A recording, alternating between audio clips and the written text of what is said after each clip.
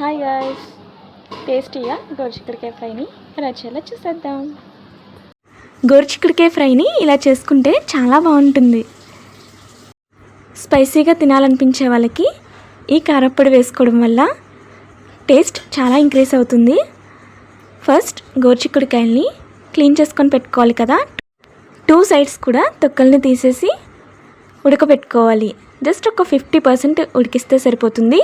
ఇలా ఫస్టే ఉడికించుకొని ఫ్రై చేసుకోవడం వల్ల ఫ్రై టేస్ట్ చాలా బాగుంటుంది.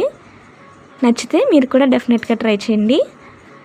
ఇప్పుడు ప్యాన్లో 2 టేబుల్ స్పూన్స్ వరకు ఆయిల్ వేసేసుకొని ఆయిల్ హీట్ అయిన తర్వాత కరివేపాకును వేసేసుకొని కరివేపాకు లైట్గా ఫ్రై అయిన తర్వాత మనం ఉడకపెట్టుకున్న గోరుచిక్కుడుకాయలని కూడా వేసేసుకోవాలి.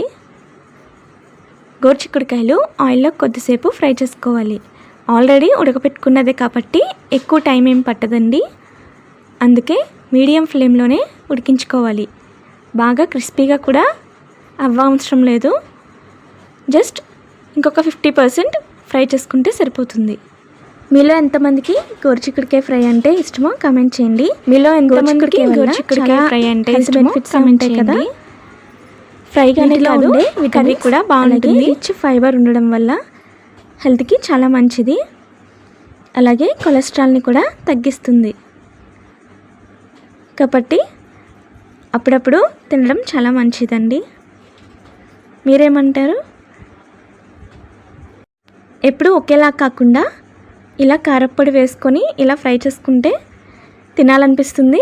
చాలా బాగుంటుంది కూడా.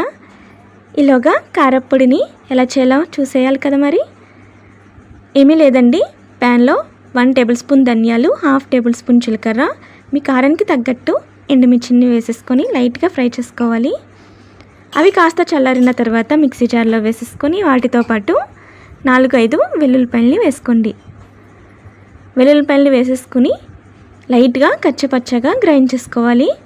మరీ మెత్తగా పేస్ట్ లాగా చేసుకోకండి.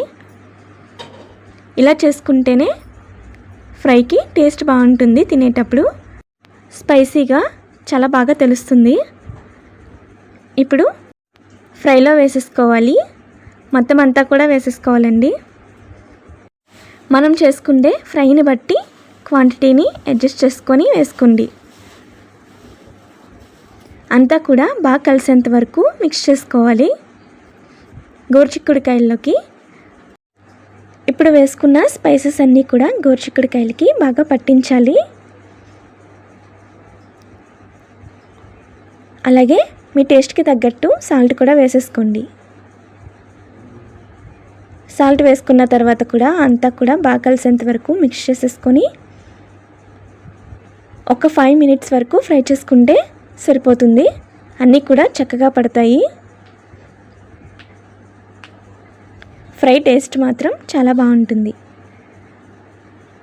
నచ్చితే డెఫినెట్గా ట్రై చేసి మీకు ఎలా కుదిరిందో కామెంట్ చేయండి.